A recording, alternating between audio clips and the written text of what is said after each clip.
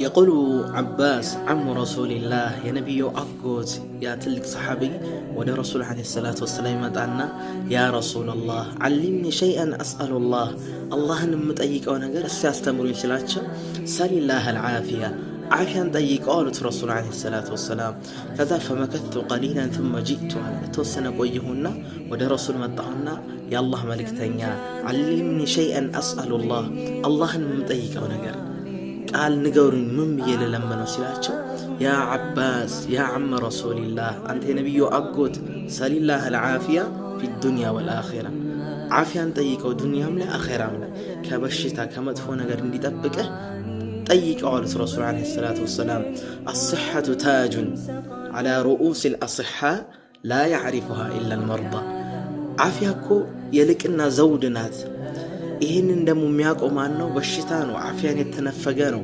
ኩላሊቱን የሚታጠብ አይምሮን ይታመመ አካሉ ላይ ችግር ያለበት ነጭ ሆስፒታል አልጋ ላይ የተጋደሙት ናቸው ይሄንን ኒዕማ የሚያውቁት። የተነፈገውን ነበር النعمة لا تعرف إلا بعد زوالها አይደለም ይባሉ። አንድ ኒዕማ የሚታወቀው እኮ ከተወገደ በኋላ ነው እንጂ አሁን ላይ ያለን አፍያ ካሚል ሆነን ያለን አናውቀውም የአላህን ጸጋ። እዛክ ሆኖ ረሱል عليه الصلاة والسلام نعمتان مغمون فيها كثير من الناس የሰው ልጆች አላህ የዋለላቸው ውለታ ካለፈ በኋላ የሚረዱት ምን ነገር ምንድነው? الصحة والفراغ ነፃ ጊዜና አፍያን ነው። ከተያዝክ በኋላ ነው የምታውቀው። አሁን ላይ ማወቅ መቻል ይጠበቅብናል። يعرف الله مناقው መቼ ነው? በአፍያው ጊዜ ነው። يعرفك في الشدة በተያዝክ ጊዜ፣ በጠባቡ ጊዜ፣ በጭንቀቱ ጊዜ አላህ ያስታውሳል ነው። ሰላም አለይኩም ወራህመቱላሂ ወበረካቱሁ።